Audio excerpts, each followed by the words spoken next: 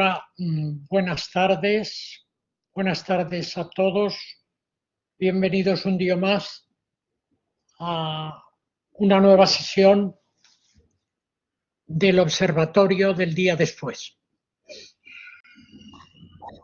Hemos recorrido en las sesiones anteriores el efecto, el impacto de la COVID-19 sobre la economía, sobre la macroeconomía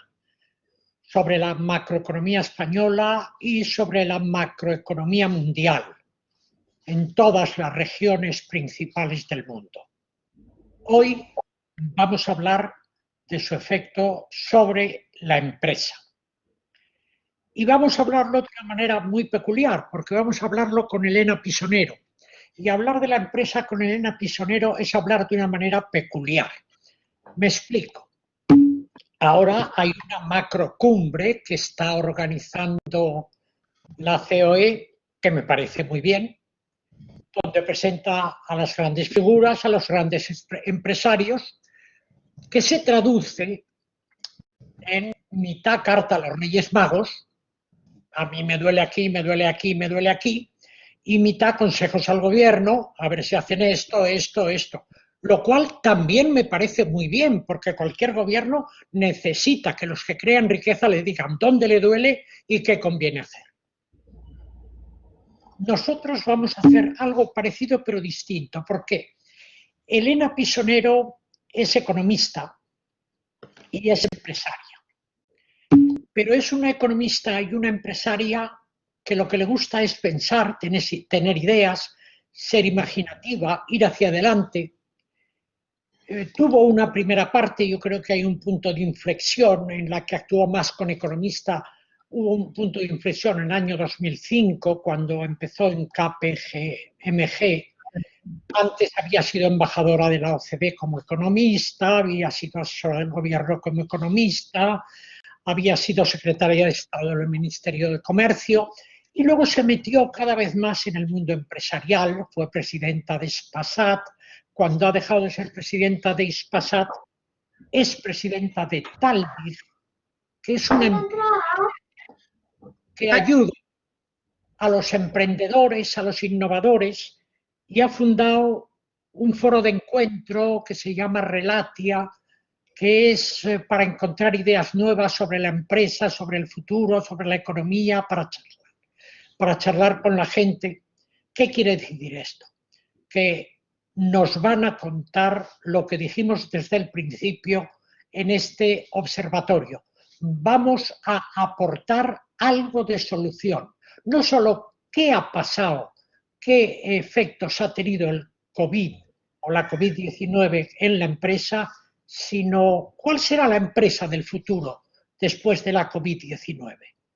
Esto es una cosa que nos puede contar muy bien Elena, y nuestro querido presidente, que además es secretario general del Ministerio de Industria y especialmente de la pequeña y mediana empresa, o sea que nos viene como anillo al dedo, pues le va a entrevistar. Querido presidente, tienes la palabra.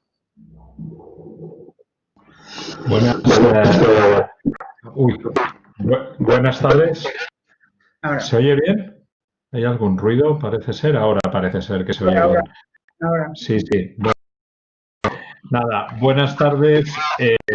Encantado de estar aquí con vosotros nuevamente en el Observatorio Global de la EOI y encantado, profesor Agustín del Valle, de estar también contigo y con Elena Pisonero, que es dentro de EOI. Aparte de todo el magnífico currículum que ella tiene, pues dentro de hoy la queremos mucho porque ha sido desde madrina de curso, profesora, y ahora está aquí hoy como ponente, cosa que nos alegra profundamente. Y voy a ir ya directamente a las preguntas. Como bien decía Agustín, pues nos encontramos en un momento especial, nos encontramos en un momento muy difícil para las empresas y para la economía. Pero bueno, vamos a empezar haciendo un poco de diagnóstico. Ahí Agustín situaba el terreno en el ámbito de las propuestas, sobre todo en el ámbito de las propuestas de entorno, de política pública, de qué hacer no solo para reactivar y reconstruir, sino para que el entorno empresarial pues se fortalezca en los próximos meses y años. Es cierto que, como dice Agustín, sí que hay una continua propuesta por parte de las asociaciones empresariales, de empresas, lo estamos viendo estos días en diversos foros, en el Congreso, donde se realizan propuestas. Hay una cierta tendencia al ámbito fiscal y a la moratoria fiscal, etcétera, pero quizás deberíamos ir bastante más allá. Y yo ya, para empezar y dejarle la palabra a nuestra ponente, le querría preguntar, a ver, nos situamos en un entorno COVID o post-COVID-19 donde ha afectado casi a todos los sectores, pero ha impactado de manera distinta, quizás en países y en sectores partiendo de sus características estructurales, es decir, qué sector tiene más peso en una economía que en otra, qué tamaños empresariales se han visto afectados y también después un poco en base a las respuestas, aunque han sido muy similares en los países. ¿Cómo lo ves como cuestión inicial para iniciar esta tertulia y este observatorio de hoy? Gracias, Elena. Muchas gracias a ti, Raúl. Un honor que como, no solo como secretario general, sino como presidente de la OEOI, que me preguntes y que podamos debatir. Y muchas gracias, Agustín, por sus amables palabras. De Elena Pisonero, la peculiar, que no está mal, no está mal. Yo creo que hay que ser un poco disruptivo, porque si no, ¿para qué, no? Creo que lo has planteado muy bien, Raúl, y me gustaría hacer un primer diagnóstico que creo que es relevante, y es que la COVID o el COVID-19, siendo un hecho dramático, que lo es per se, creo que tiene mucha más relevancia por cuanto acelera muchas tendencias y, en mi opinión, algo que es muy importante de cara a la respuesta que le demos, y es el paso a un entorno, a una era nueva de la que veníamos hablando hace mucho tiempo, ese entorno VUCA, de incertidumbre, de volatilidad, de ambigüedad, de complejidad, en definitiva, que se ha puesto de manifiesto con una brutalidad y con un impacto en la vida de las personas dramático, como conocemos. Y, como digo, acelera todas esas tendencias y nos hace tangibilizar aquello de lo que hablábamos, para encontrarnos en territorios que efectivamente no habíamos explorado y para los que no sirven las respuestas que teníamos antes, quizá porque efectivamente no los conocíamos, no los habíamos experimentado. Y creo que la pandemia ha sido un buen ejemplo, y además tenemos que ser conscientes que aún no la tenemos controlada, ¿no? Yo creo que esos elementos son elementos determinantes del entorno en el que nos estamos moviendo.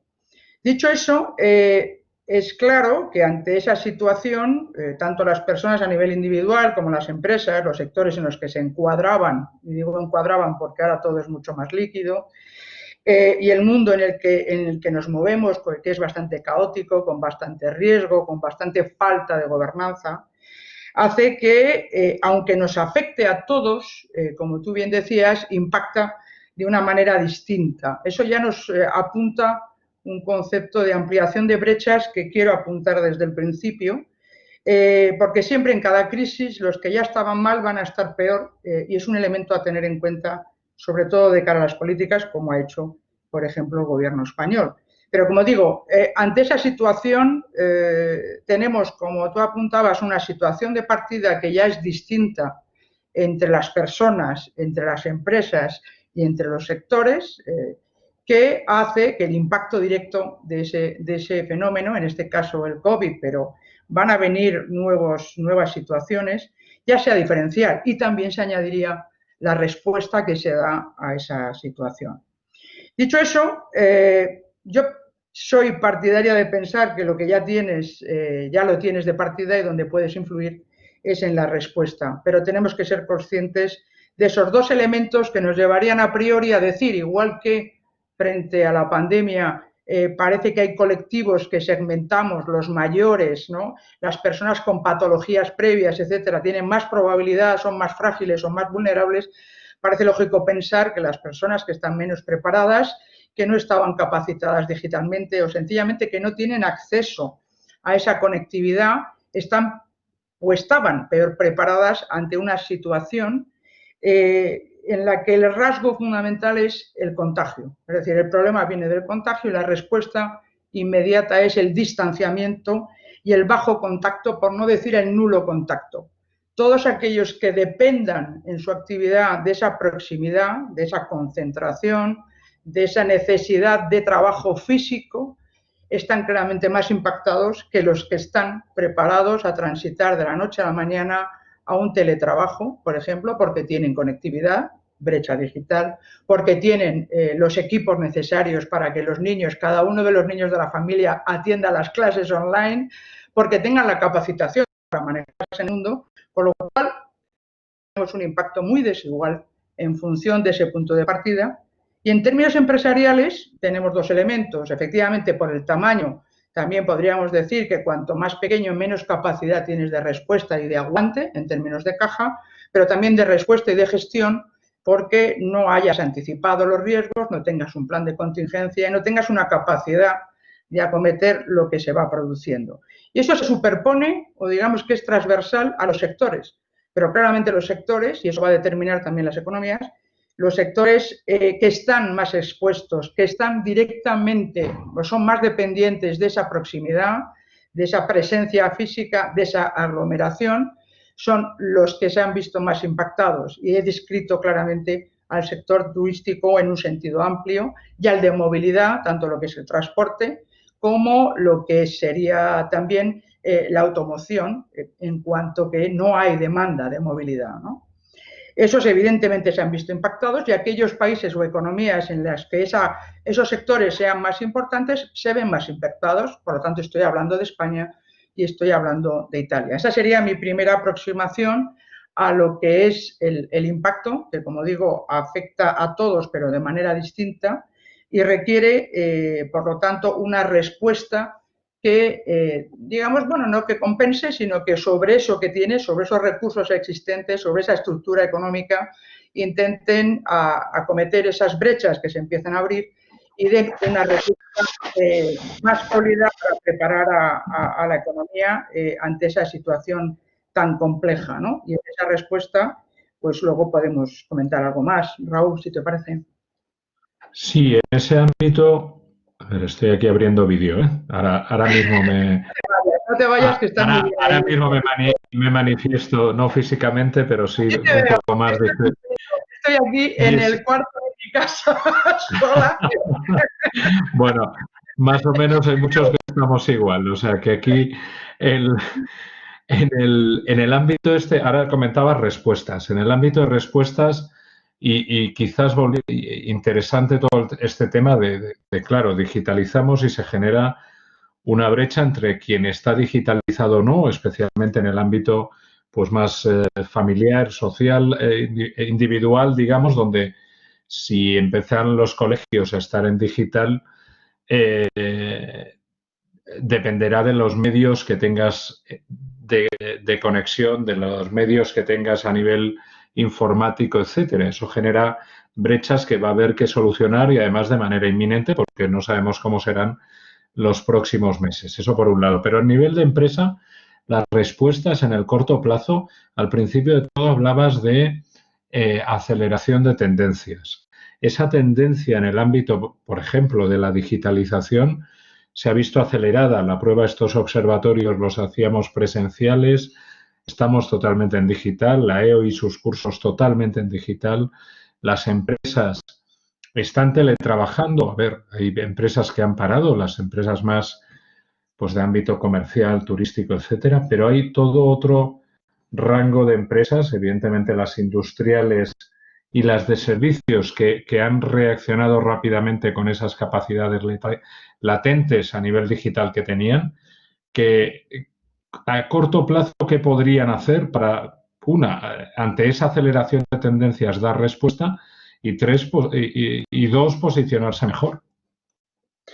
Creo que efectivamente lo primero que han hecho en general y bueno, pues yo también en particular, yo creo que la primera reacción es la más humana, yo creo que esa reacción de preocuparte por las personas, lo primero, porque lo que estaba en riesgo en primera instancia era la vida, ¿no? La persona físicamente, la seguridad física de las personas. Y cuando hablo de personas, lo primero obviamente son los equipos, son las personas que forman y que conforman la empresa, las que están en el foco de la preocupación de los empresarios, de las empresas, del equipo directivo, pero también un concepto más amplio de persona que debe involucrar todo el ecosistema humano que se genera en torno a la empresa, por supuesto el cliente, pero también los proveedores, ¿no? Yo creo que hay una primera reacción indispensable, que es estáis todos bien, tenemos los medios necesarios. Ahí es donde decía que entra muy rápidamente la capacidad que se haya tenido de organización de la empresa. Por eso las pequeñas empresas tienen una mayor dificultad porque son muy pocos, ¿no? La media de la empresa española es muy baja, entre 2 3 empleados de media es bajísimo y es muy difícil tener una capacidad de organización de lo que sería el siguiente paso, que es aplicar los planes de contingencia, ¿no? ¿Qué es lo que se hace cuando ocurren determinados riesgos? Que ese es un punto que yo insistiría desde el principio. Hay algo esencial que es valorar y revisar los riesgos, porque efectivamente lo que ha ocurrido es que tenemos un riesgo que considerábamos remoto en su ocurrencia, pero el impacto es devastador, ¿no? Que es en los cuadros de valoración de riesgos ya se ponen en naranja y en rojo según las situaciones, y eso lleva a que tengas planes de contingencias. Todo ese proceso de valoración de riesgos, de aplicación de planes de contingencia, es una primera aprendizaje y una primera lección que yo señalaría que es fundamental. Porque lo primero que hay que hacer es sobrevivir.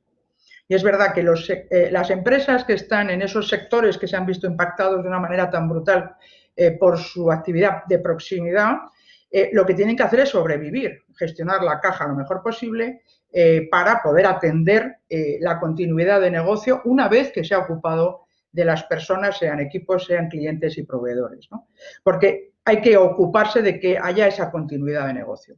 Pero es verdad que el resto de sectores ya se ha apuntado muchos, no es el caso del turismo, no es el caso no tanto de la automoción como el transporte, pensemos las compañías aéreas, etcétera, que están en el ojo del huracán, en las que lo primordial es la supervivencia, pero hasta en esos casos, y no digamos las que han estado en el otro extremo, que han visto un aumento de su actividad, algunas, y le hemos comentado tú y yo a Raúl, conocemos casos de empresas que han sabido reaccionar para reinventarse y producir lo que era necesario en el momento, pasando de fabricar vestidos a batas quirúrgicas o los respiradores, etcétera. Esa es una primera reacción de adaptación a lo que está ocurriendo. Esa flexibilidad es el otro elemento que yo diría que es fundamental que las empresas incorporen lo antes posible. Algunas ya lo han hecho, como he dicho, pero las demás tienen que intentar navegar, dotarse para esa navegación de terrenos no explorados, en los que hay un elemento diferencial que es el del distanciamiento,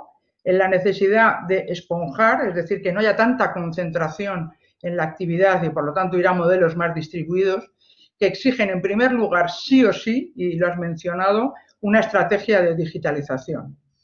Como hemos visto y hemos subrayado, aquel que no tenía un equipo, no estaba conectado, no tenía esa disponibilidad o ese acceso a la conectividad, a la red, ha estado totalmente aislado y por lo tanto su nivel de supervivencia se ha reducido drásticamente. Por lo tanto, esa conectividad, digamos, que se convierte en un bien esencial, un servicio en este caso esencial, pero también tener una estrategia digital de cómo moverme, cómo gestionar mi negocio, cómo, en definitiva, transformarlo para moverme en ese nuevo entorno de bajo contacto, de baja densidad, de distanciamiento, en el que además tengo que garantizar las cadenas de suministro. Eso te lleva a tener una estrategia digital muy potente, que va mucho más allá de estar conectado, de teletrabajar. Se trata de definir tu producción con esas claves que digo de gestión distribuida y de tener equipos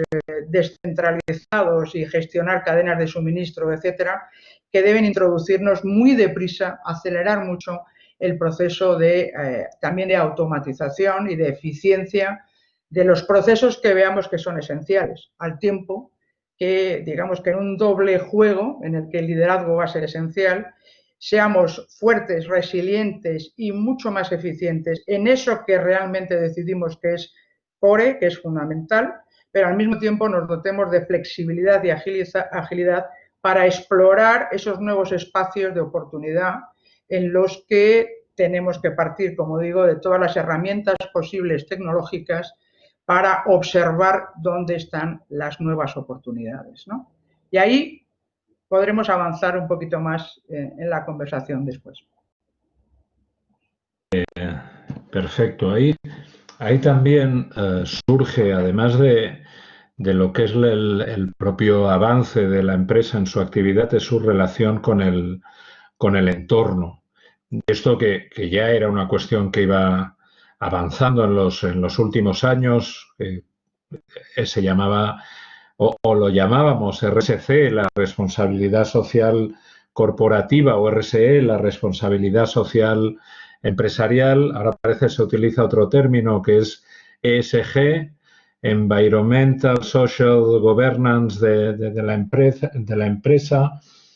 Ahí sí que es cierto, y esto lo hemos visto, y por contextualizarlo un poco, cómo el comportamiento de la empresa respecto a su entorno y lo que eso añade o no a su valor como empresa y al valor de su actividad. Entonces ahí, por ejemplo, tenemos, tú misma lo decías hace un momento, ejemplos maravillosos de lo que ha sucedido durante estas semanas, es decir, en las peores semanas de la crisis sanitaria de la pandemia en España, por ejemplo, ha habido empresas que han dado auténticos ejemplos de contribución al país y a la sociedad, como desde muy grandes, como puedan ser Inditex o Mercadona, poniendo sus flotas logísticas, sus centros a disposición de lo que hiciera falta en cada momento, a empresas más pequeñas que también han estado pues en el ámbito de empresas de defensa que se han puesto a fabricar respiradores,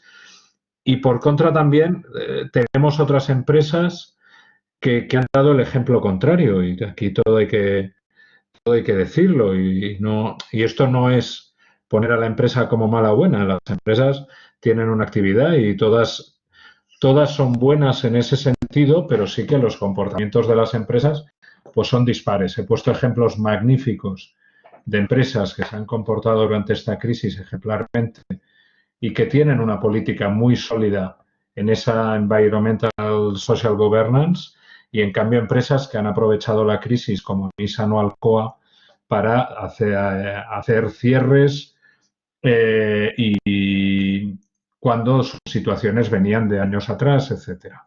Entonces, ante esto, estamos ante una moda, es una tendencia de fondo. Vamos a poder, ¿qué vamos a poder ver en los próximos meses, en cierta manera? Porque hay una línea que parece que se consolida, sobre todo en el ámbito verde. Aquí también es curioso, y en el ámbito más de moda o así, ver que bancos que hasta ahora estaban muy desligados de esta situación, como pongo ejemplos internacionales, así no comprometo en el ámbito nacional, pero el HSBC el otro día pedía a una constructora que por favor argumentara su política ambiental, que si no, no lo iba a financiar.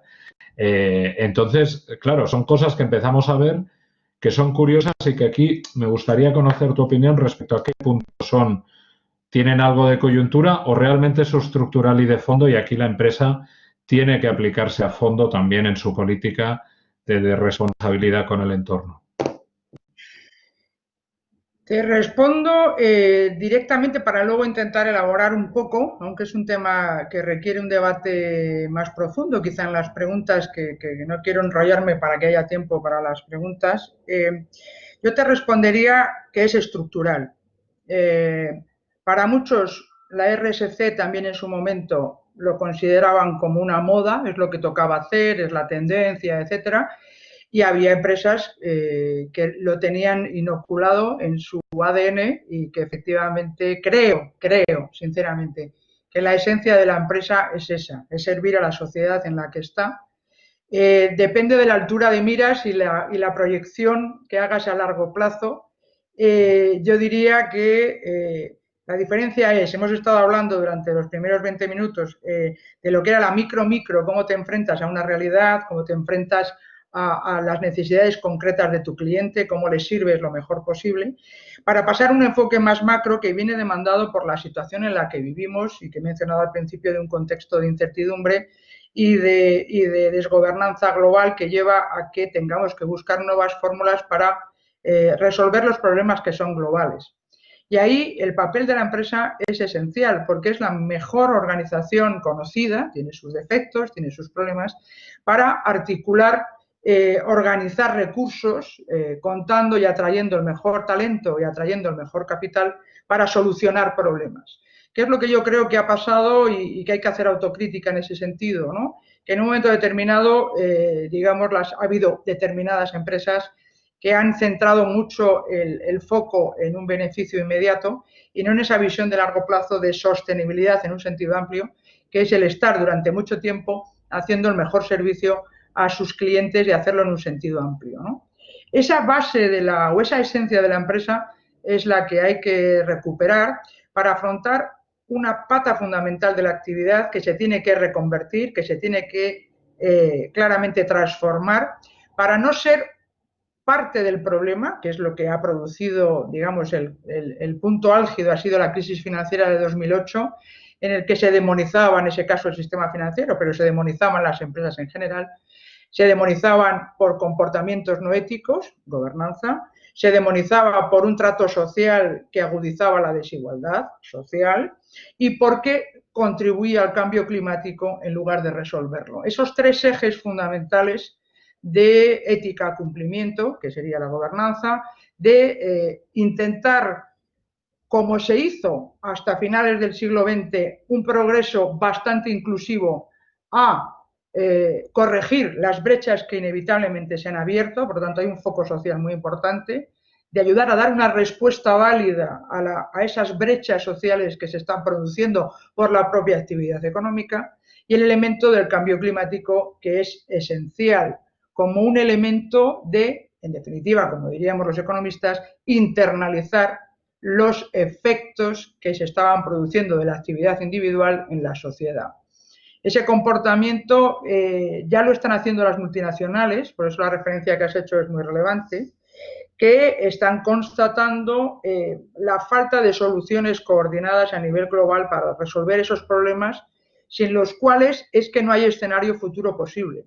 Si no somos capaces de resolver satisfactoriamente los problemas del planeta, si no somos capaces de resolver satisfactoriamente los problemas sociales y generamos sociedades desiguales y no inclusivas, difícilmente podremos desarrollar ninguna actividad humana.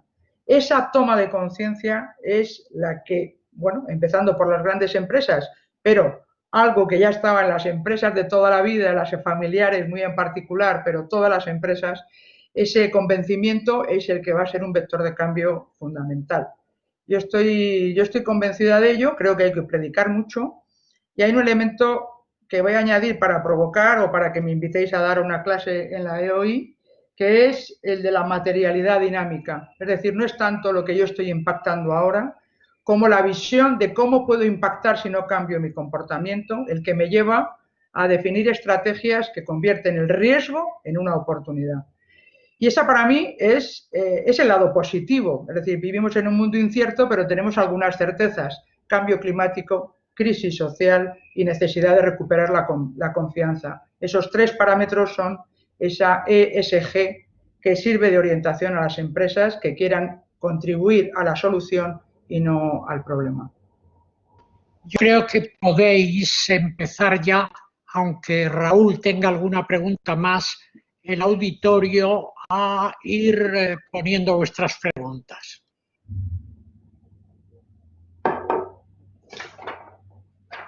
Me ha encantado esto de la materialidad dinámica. Sí, lo sabía. Estaba aquí, no me veíais, pero estaba aquí apuntando. Te voy a pasar un artículo. Pues pásamelo, por favor, porque me encantará y me lo leeré porque realmente es así. A ver, ese dilema entre el corto y el largo plazo, y que algunas empresas, yo he dado nombres porque son casos públicos y que estamos gestionando desde el ministerio, que algunas empresas cada una lo gestiona a su manera. Yo estoy seguro que es absolutamente rentable, aunque una empresa se encuentre en una situación pues difícil por su rentabilidad, difícil por la transformación que pueda vivir su sector, por la situación global que pueda haber, pero siempre hay camino para encontrar un buen acuerdo y eso, o sea que sí, sí. No, pero eso, Raúl, adelante, Elena. te quería añadir en ese hilo de razonamiento que, por eso yo creo en el buen gobierno en general y en el corporativo también, quiero decir, y esa gobernanza corporativa es la que lleva a intentar atraer el mejor talento, pues igual que pasa en los gobiernos y gracias a eso te tenemos a ti, pero es atraer el mejor talento que sea capaz de ampliar la capacidad de observación del entorno para tomar una mejor decisión y que sea capaz de integrarte ese largo plazo con ese corto plazo, porque como digo, si no estás sembrando el camino para que haya un futuro, podrás obtener beneficios a corto, pero no existirás mañana. Y en esa visión de futuro, lo comentabas en el ejemplo de HSBC, que también a ellos les está afectando esa materialidad dinámica cuando acepta las leyes que oprimen Hong Kong, porque está en Hong Kong y no en otros países. Abre muchos debates interesantes, ¿no? Porque en este mundo fragmentado, la respuesta que se dé a la sociedad, pues dejó de ser convergente y tenemos distintos modelos, ¿no? Yo creo que ahí da para otro debate que, como digo, da mucho juego, ¿no? Pero esa buena gobernanza lleva a tener una buena observación de la realidad. Yo creo que el Big Data y Analytics puede ayudar enormemente en esto, en capturar la información y tratarla conforme a las preguntas que nos parecen relevantes y tener información para tomar mejores decisiones y hacerlo con agilidad. Eso es un reto para las administraciones, por ejemplo, sobre todo cuando hay muchos ámbitos de coordinación, pero para agilidad de respuesta creo que hay que hacerlo distribuido, descentralizado, y eso requiere una cierta inversión en tecnología que nos permita hacer esa toma de decisiones ágil y muy consistente, ¿no? Basada en la evidencia. No sé si con eso... Sí, yo creo que sí. O sea, y me parece un debate interesantísimo. Igual aquí le dejamos la sugerencia a Agustín de que para próximos observatorios tomamos esto de la materialidad dinámica, porque es realmente interesante.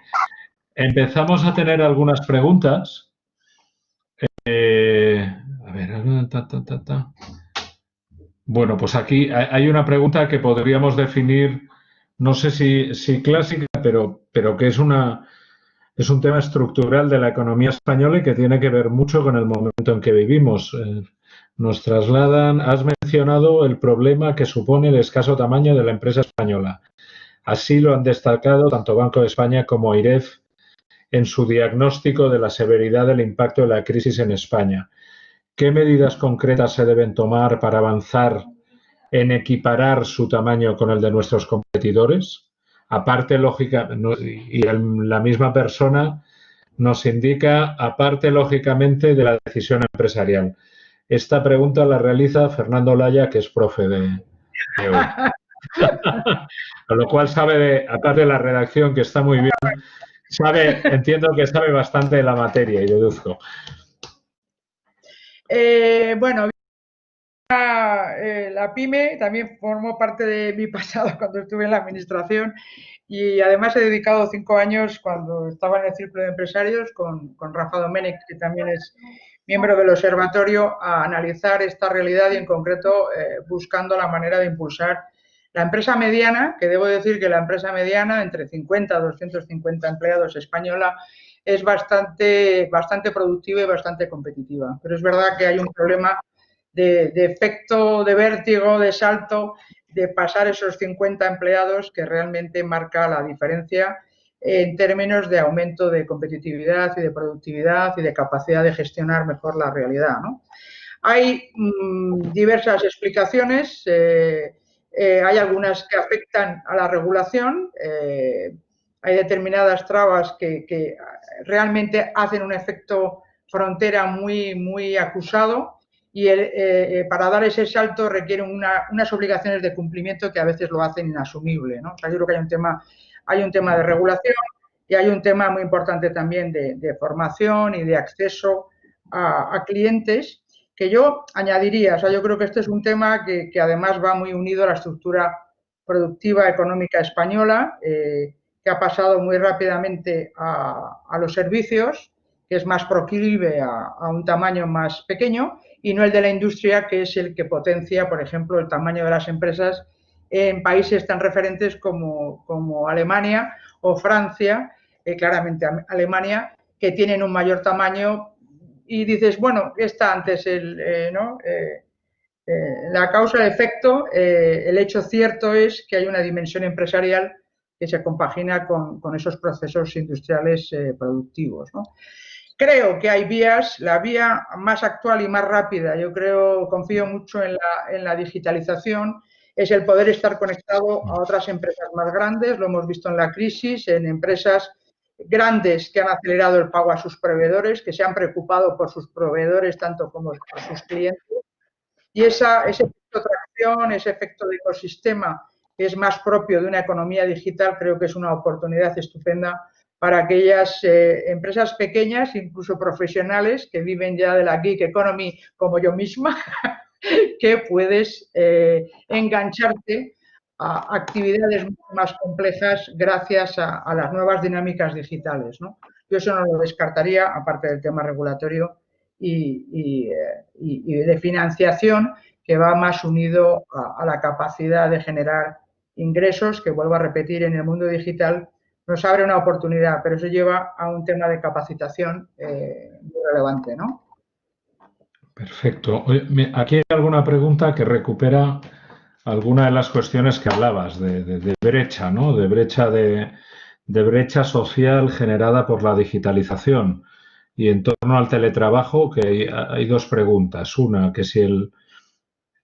muy genérica, que es el teletrabajo ayudaría a la empresa española en el caso de algunos empleos, pero después hay otra más concreta en el ámbito de brechas, y la leo tal cual, ¿eh? El teletrabajo también tiene una brecha, la de si tu entorno social te lo permite.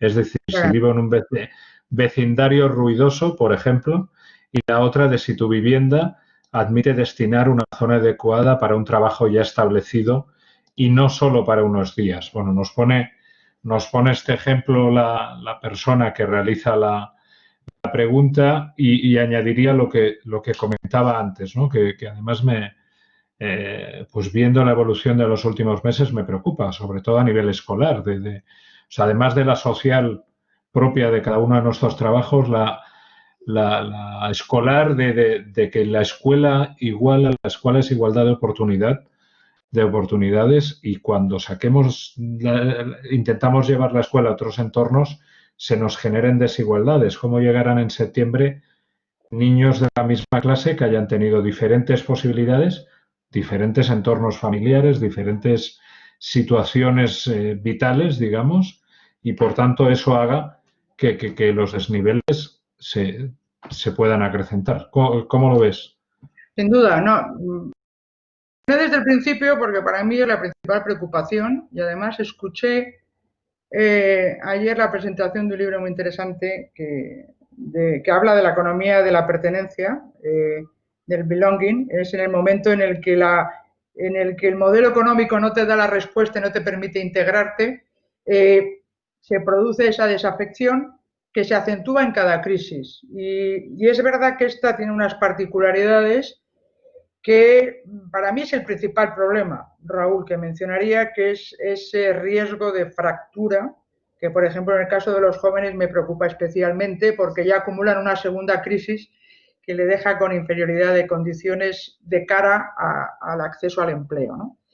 Pero yo partiría de una visión muy positiva, yo intento siempre ser positiva, Raúl, ya me conoces, de oportunidad en el sentido de generar las ventajas de la digitalización y poner los medios suficientes necesarios, que nunca serán suficientes, para conectar en ese sentido digital a las personas, porque en este mundo que estamos dibujando o que he intentado dibujar desde mi visión personal, obviamente, la empresa que se adapta sería esa empresa 5.0 porque se tiene que anticipar, y creo que los humanos, si queremos realmente estar en el centro de la acción, tenemos que ser humanos 5.0, para que aprovechemos lo mejor de nosotros mismos como personas, pero también las tecnologías a nuestro alcance. Si no lo hacemos, estamos en inferioridad de condiciones. Si no apostamos por eso, la brecha se va a abrir. Teletrabajo. Teletrabajo está para quedarse, ya lo estaba, para mucha gente que trabajaba, por ejemplo, yo no tengo hijos, pero tengo sobrinos, tengo varios que llevan teletrabajando desde hace mucho tiempo porque trabajan en multinacionales con distintas ubicaciones, distintas localizaciones, pero es verdad que esa es una clase trabajadora profesional de alto nivel que puede efectivamente, tiene acceso, tiene capacitación y puede desarrollar su trabajo en esas condiciones. No todo el mundo lo está, porque no tiene acceso a la conectividad, brecha digital, infraestructuras, por ejemplo, en la España vaciada, y ya lo dejo ahí como introducción, pero está también los equipamientos, tener ordenadores, tener la infraestructura necesaria para poder desarrollar eso con una conectividad satisfactoria y la capacitación para utilizar todas las herramientas que hay a nuestro alcance. Esto está aquí para quedarse y tiene que ir a más. Es una ventaja para las empresas porque puede, y de hecho hay ya datos de aumento de la productividad, se reducen los tiempos de desplazamiento, se focalizan más las reuniones, hay una serie de elementos que contribuyen a ese aumento de la productividad, pero con otro elemento fundamental que es la flexibilidad. No todo el mundo puede hacerlo y no hay que hacerlo todo el tiempo. Vamos a unos entornos más bueno, lo que decía también a la hora de hacer estrategias, hay cosas que hay que hacerlas muy fijas, habrá procesos que, siento decirlo, pero es importante decirlo, que son candidatos a la automatización, reúnen los requisitos de no contacto, no problemas de proximidad y de mucha eficiencia en cosas que son rutinarias y que se pueden hacer mejor con máquinas, pero al mismo tiempo hay entornos de mucha flexibilidad, de creatividad y de innovación en los que el teletrabajo puede ser una gran oportunidad y también para la conciliación, que es un cuchillo de doble filo, porque es verdad, y lo estamos viviendo, yo vivo en un piso que no lo enseño porque no está recogido, pero vamos, es pequeño y es muy difícil compaginarlo, el perro saltando o el gato llamando a la puerta, en fin. No estamos acostumbrados, yo creo que te puedes organizar, evidentemente, pero no puede ser como norma porque aparte de la facilidad, incomodidad, hay un tema humano, psicológico, que no podemos despreciar y que puede acabar repercutiendo en una pérdida de productividad. Y es que necesitamos más que nunca la generación de equipos, de intercambio de experiencias y por lo tanto yo creo que no hay que ir a negro o blanco, hay que ver en según qué circunstancias, pero el humano 5.0 es una realidad, tenemos que capacitarnos, tenemos que estar conectados y tenemos que ser capaces de controlar la tecnología y que no sea al revés, que la tecnología nos controle a nosotros, ¿no? Tanto la brecha, la conectividad es fundamental, ya no estoy en Hispasat, pero puedo hacer propaganda, la conectividad es muy importante, infraestructuras de calidad, en España las tenemos, pero no en todo el territorio.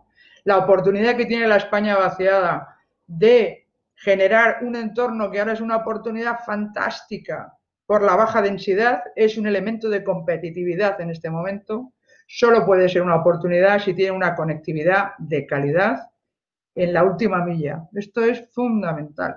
Hay una oportunidad fantástica, pero necesitamos infraestructuras hasta la última milla, formación, y ahí voy a darte otra buena noticia, Raúl. Nuevamente la empresa es fundamental. Hay que hacer educación en los niños. Los niños en las escuelas necesitan estar en las escuelas, necesitan su espacio con sus pares para sentirse personitas y no dentro del mogollón, y lo dice una que era la pequeña de 9 hermanos.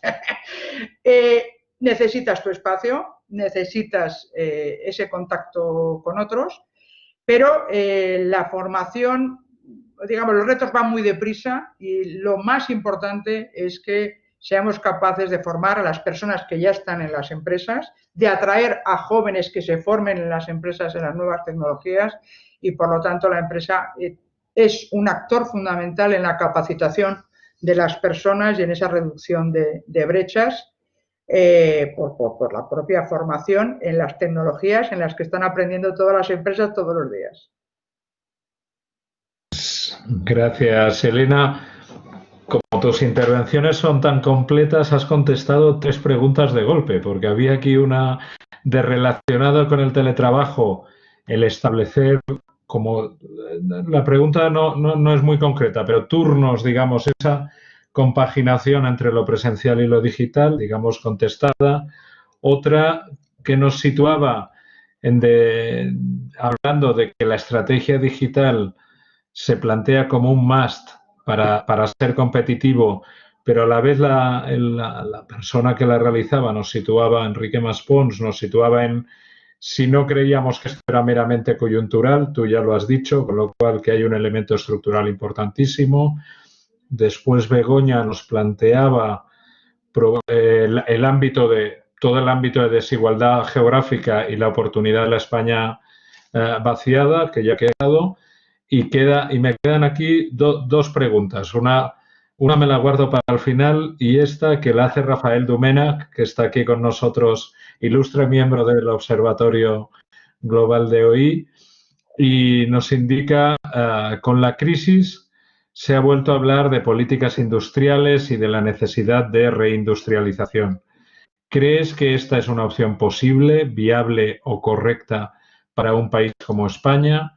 ¿Cuál entiendes que debe ser hoy en día la política industrial inteligente cuando la evidencia histórica indica que el progreso y las mejoras de bienestar están relacionados con la terciarización de la economía? Y nos pone un abrazo. Aquí nos abre un debate, Rafael, que podríamos estar 3 horas y en el cual incluso podría participar, pero va a responder Elena a la cuestión que nos plantea Rafael. Adelante. Bueno, no es una pregunta fácil, es una pregunta inteligente, importante y será mala mi respuesta, no es fácil. Yo, además, hablo en primera persona por la ingenuidad de la juventud. Era de los que pensaban que había que hacer tanto en la igualdad de oportunidades que no podíamos dedicar recursos a una política industrial, sobre todo cuando, como yo creía y lo sigo creyendo, el libre comercio aconsejaba que efectivamente no intervinieras en la asignación de recursos con políticas públicas, ¿no? Pero ahí hay 2 elementos fundamentales para cambiar de opinión. Es decir, que mi respuesta es que creo que tiene que haber una política industrial en las referencias que podamos hacer de marco e inteligentes en este entorno, que es lo que quería argumentar, en el que la globalización no se rige por unas reglas iguales en todo el mundo.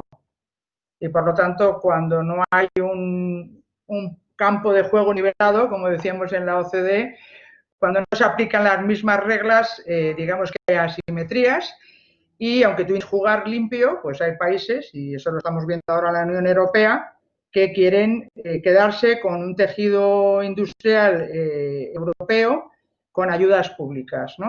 En este caso, chinas. Es decir, estamos jugando en un terreno mundial muy complejo, muy diferente, en el que sí veo interesante las orientaciones, al menos, de por dónde van las tendencias. Es decir, si lo hablábamos a nivel de empresa, a nivel de país, creo que también es necesaria esa exploración, esa observación, para definir qué ámbitos de actividad son los que tienen futuro, los que van a generar empleos de mayor calidad y que van a generar más progreso para las sociedades. Creo que es necesaria esa reflexión de marco, al tiempo que, y esto es una decisión, esto es un tema muy sensible, muy delicado, pero creo que es importante decirlo, cuando hablamos de recuperación de la actividad, yo no querría volver al sitio anterior, porque el sitio anterior ha demostrado ser frágil, vulnerable y no satisfactorio para los retos sociales que tenemos. No generamos un progreso inclusivo y estoy hablando de España y estoy hablando de Europa en general, que somos los más privilegiados del mundo, ¿eh? Ojo, lo seguimos siendo de momento. Pero, como digo, sí que es importante establecer esas estrategias que digan, hay sectores que, digamos o no, que podamos volver a la proximidad. Dudo mucho que volvamos a la proximidad, a la cercanía y a los elementos que definieron la actividad económica antes del coronavirus. Lo dudo mucho. Seguramente volvamos a otro tipo de actividad. A ver, que me devuelven al perro. Volvamos a una mayor proximidad, pero va a haber nuevos riesgos, va a haber una situación compleja que hagan tener un bajo contacto, un cierto distanciamiento, y por lo tanto tenemos actividades que tenemos que reconvertir, querido secretario general de Industria. Que tenemos ahí... A las empresas de los sectores, yo he sido secretaria de Estado de Turismo, adoro a todas las empresas turísticas españolas, pero tenemos que ser conscientes de esta nueva realidad para aprovechar los esfuerzos e ir a un espacio que sea nuevo. Y España tiene que aspirar a liderar aquello en lo que es fuerte, pero no volver a un sitio que nos ha traído a la situación de fragilidad y de dificultad que tenemos ahora. Y la otra referencia que yo quería decir, aparte de la ESG, que es importante, que construyamos estrategias de oportunidad en esa materialidad dinámica, que es generar actividad económica en la solución de esos problemas. Claramente esa referencia tiene que ser en clave europea. Política industrial inteligente es hacerla en clave europea. Necesitamos jugar un juego peligroso a nivel global, por lo que digo, no porque pueda haber guerras, ha aumentado la tensión política, sino porque tenemos que ser capaces de tener una voz única, fuerte, para hacer prevalecer aquello en lo que creemos, y eso solo lo podemos hacer a nivel europeo. Y es a nivel europeo en el que, en mi opinión, se ha avanzado mucho, yo lo veo un elemento positivo. Europa está reaccionando, bueno, mucho mejor que los ritmos a los que nos tenían acostumbrados. Europa puede volver a ser esa esperanza de construcción positiva de ese proyecto europeo, intentando y aportando lo mejor de nosotros mismos. He dicho lo del turismo, pero seguro que hay automoción, otro sector que está sufriendo y que ocupa tus noches. Raúl, si haces ese esfuerzo colectivo es para liderar, para ser competitivo y para generar esos empleos de calidad y de futuro, no para sostener un pasado que ya sabemos que es insostenible, es frágil. Entonces, esa Europa, como digo, tiene un plan, una ruta, que es la que ha establecido para el plan de relanzamiento y de resiliencia y de recuperación, pero una recuperación para conquistar el futuro. Y es esa Europa verde, es esa Europa claramente más fuerte, que tiene una voz y tiene que defender su propia posición, y esa es verde y es claramente digital. Y yo animaría a que fuera también tecnológica. Y la tecnología y la fortaleza que tiene Europa hoy por hoy, yo creo que en otras cosas llegamos tarde, pero podemos acelerar, es la industria 4.0. Y eso lo tenemos que plantear en términos europeos. No es malo. Yo empecé mi vida como economista profesional en Siemens y no es malo formar parte de grandes grupos en los que ese elemento que comentaba Rafa de terciarización es posible. Podemos ser los que atraigamos en ese turismo nuevo, atraigamos a los que desarrollen las nuevas tecnologías a nuestro territorio, ¿no? Creo que hay que buscar esas fórmulas innovadoras en las que construyamos la nueva industria del siglo XXI, que no es una industria pesada, que no es una industria contaminante, sino que es una industria verde que combina la sociedad, que ya lo es, del conocimiento, y ahí tenemos una batalla que jugar. Yo por lo menos como española y europea, querría formar parte de un proyecto que desde España lidere determinados sectores y que atraiga inversiones para producir esa transformación y tener una Europa más fuerte, que sea capaz de luchar contra el cambio climático, aunque otros no lo hagan, pero que tenga esa ambición de contribuir a ser una solución de los problemas globales y no una rémora, ¿no? Entonces, por resumir, que era un tema muy amplio, efectivamente, creo que es necesaria, es que lo de la reindustrialización no es, bueno, puede ser reindustrialización o es industrializar, relocalizar con actividades nuevas, no actividades del pasado, sino actividades nuevas o transformación de nuestras fortalezas en algo que realmente sea sostenible y tenga futuro y no perpetuar situaciones que claramente son insostenibles y por lo tanto muy dolorosas y muy costosas para las personas afectadas y para la sociedad en su conjunto, que no dedica esos recursos a construir futuro. Bueno, pues ha sido una muy buena pregunta con una muy buena respuesta que nos daría para un muy buen debate en otra sesión del observatorio, que estoy seguro que aquí al profesor recogerá. Tengo una última pregunta que me la he guardado, la han hecho de las primeras, pero aquí hemos coincidido aquí los moderadores, esto, lo digital, que nos vamos digitalizando todos, hemos coincidido que era una pregunta, que es una buena pregunta, pero que además tiene su punto divertido, por decirlo así, con lo cual me la he guardado para el final. La pregunta la realiza Jesús y la voy a leer textual. Pone, con los pies en la tierra, si en este momento fueras secretaria de Estado de Economía, ¿qué 3 grandes políticas públicas estarías impulsando? Gracias. Esto me indica. He sido secretaria de Estado y afortunadamente no lo soy ahora, quizá porque como veo más y sé más, soy más temerosa, puedo ser menos saludable, pero creo que ser secretario de Estado, tu posición, y no porque estés delante, en estos tiempos de incertidumbre, de dificultad de coordinación, es sumamente complejo. Es sumamente complejo.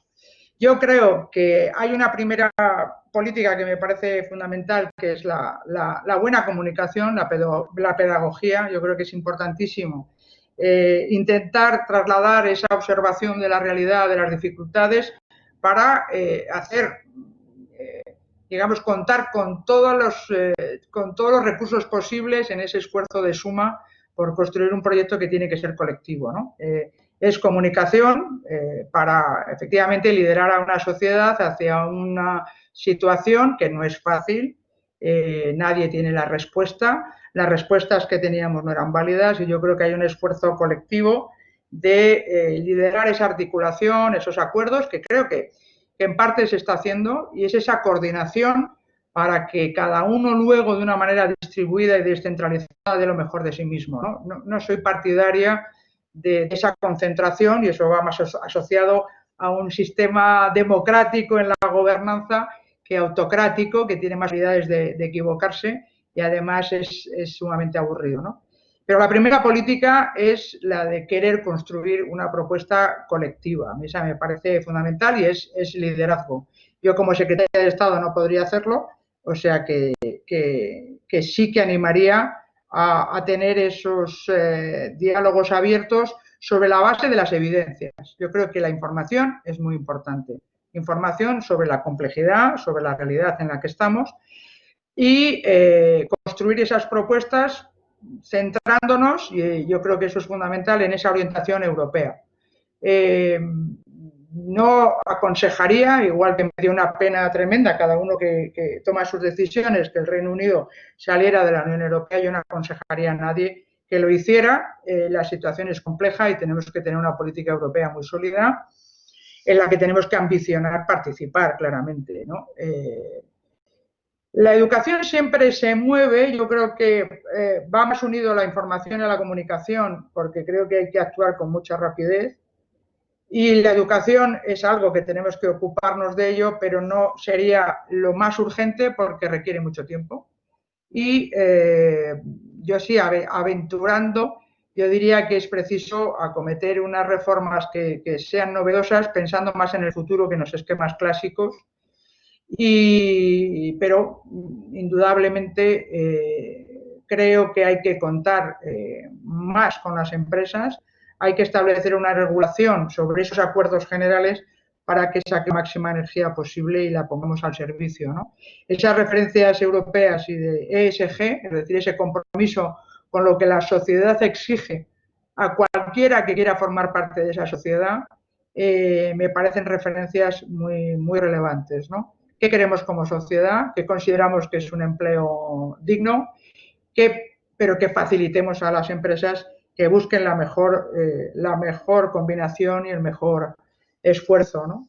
Cuidar las instituciones y empezar a aterrizar luego en las políticas clásicas que yo creo que hay que revisar. Hay que revisar la política fiscal, claramente. Hay que hacer una revisión de la tributación, porque la economía que tenemos es una economía muy distinta a la industrial, ¿no? Y ese paso, esa información de que ya no estamos en la industria, en la economía industrial sobre la que tenemos nuestras leyes, es un paso cuántico que cuanto más audaces y ambiciosos seamos, más fácil será que lleguemos antes y seamos competitivos. Yo animaría a ese esfuerzo colectivo y el gobierno tiene en su mano esa capacidad de convocatoria, pero también de humildad, de saber que necesita el concurso de todos para tener una sociedad más fuerte, ¿no? Pero no iría a las fórmulas clásicas porque yo creo que eso, bueno, está agotado, sinceramente. Pues muchísimas gracias por la empatía de los que ahora estamos en un lugar similar al que tú ocupaste hace poco tiempo. Y coincido que la complejidad que vivimos hay que comunicarla y hay que ser muy didáctico. El problema es que vivimos también, la digitalización en eso no juega mucho a favor, porque las redes sociales actúan como altavoces y como simplificadores muchas veces. Y entonces, pero Raúl, si hay gente que va a manipular para lo malo, tenemos que ser capaces de gestionar. Eso es. No, sí. No, si no. No estaba victimizando, digamos, sino está diciendo añadiendo un elemento de complejidad. Y coincido en que si se comunica de una manera hay que conseguir comunicar también lo positivo por esos canales. Con lo cual, tenemos aquí ya a Agustín. Elena, ha sido un auténtico placer moderar el debate y me lo he pasado muy bien. Se nos ha quedado corto. Creo que han salido buenas propuestas, profesor, para próximos observatorios. Así que adelante, te cedo la palabra para la clausura. Muchas gracias, recojo todos tus guantes y veremos a ver lo que podemos hacer. Para el auditorio, como habréis visto, Elena es una persona refrescante ideológicamente, porque nos da ideas, nos da muchas cosas. Ya estoy muy talludita. Tú eres más joven que yo. No estamos para chistes fáciles ahora. Pero, las cosas más interesantes que ha dicho Elena, las cosas muy comunes, el impacto diferencial, nuevos espacios de oportunidad, etcétera, ha dado mucho espacio a todo el tema interrelacionado, digitalización, teletrabajo, conectividad, etcétera. Pero yo quisiera meterme más a fondo y te voy a hacer una última pregunta para que porque sé que a ti esto te gusta. En el nuevo paradigma de la empresa, que es lo que yo te decía al principio y que lo has hecho tú con el EFG, etcétera.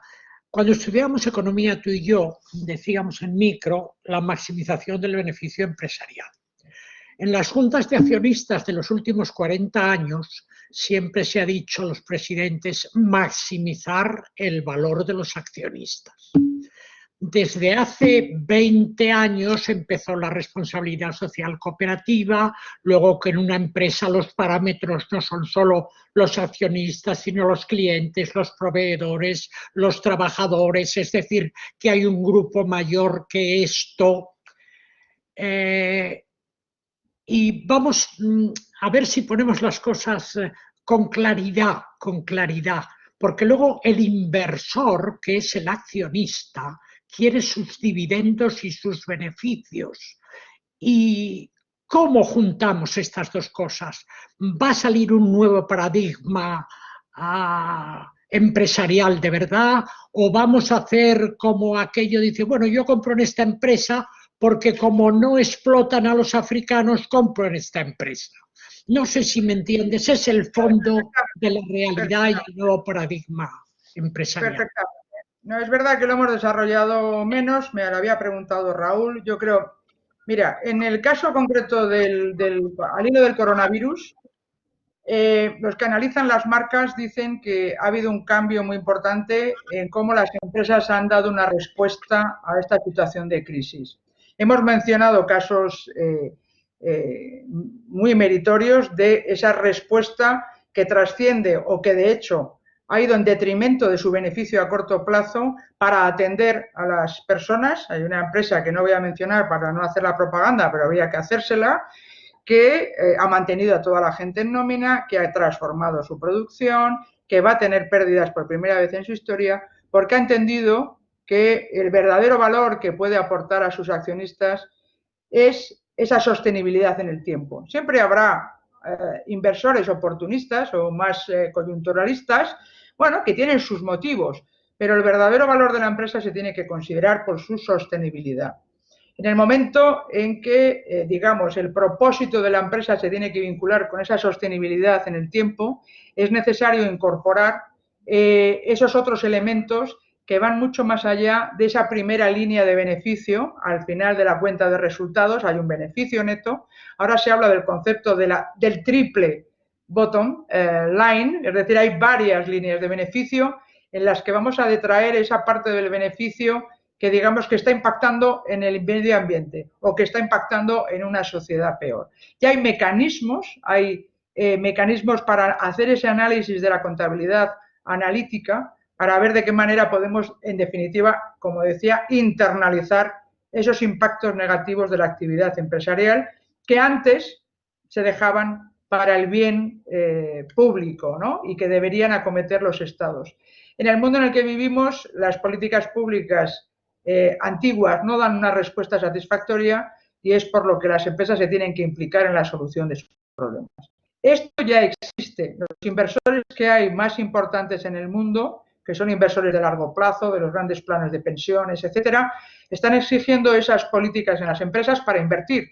Están dejando de invertir en las empresas que no demuestran tener esas políticas no solo correctoras, sino anticipatorias en los temas de medio ambiente y sociales, por ejemplo, pero de una manera realmente espectacular, Agustín. Es decir, yo lo he vivido en consejos de administración, si no tienes esa cualificación, si no puedes demostrar ese comportamiento ético, medioambientalmente y socialmente aceptable, no van a invertir. Y no van a invertir por ese concepto que decíamos de materialidad, porque el impacto de esa actividad va a hacer que desaparezca la empresa. Este es el gran mensaje, eso es lo que cambia esa realidad y ese paradigma de que no es el beneficio de unos pocos, sino un beneficio lo más distribuido posible en todas las partes implicadas en la empresa, empezando por sus empleados y siguiendo por sus accionistas, pero también sus clientes, sus proveedores y el conjunto de la sociedad. Te agradezco muchísimo esta respuesta porque esto es lo que realmente podía aportar este observatorio frente a la cumbre de la COE. Bien, muchísimas gracias, Elena. Ha sido todo muy sugestivo, muy sugestivo. Os anticipo que el próximo observatorio será sobre la tercera de las grandes patas que nos ha preocupado en este momento por la COVID. La primera es la economía en su conjunto, la segunda las empresas y la tercera el trabajo.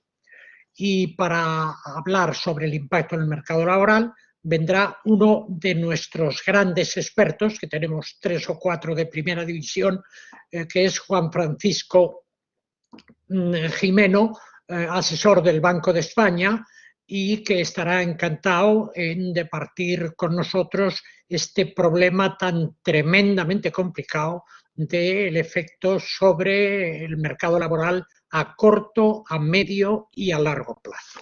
Muchas gracias, Elena. Raúl se ha tenido que ir porque le ha llamado la ministra, pues que le dé recuerdos a la ministra de nuestra parte. Buenas tardes. Gracias a vosotros. Muchas gracias.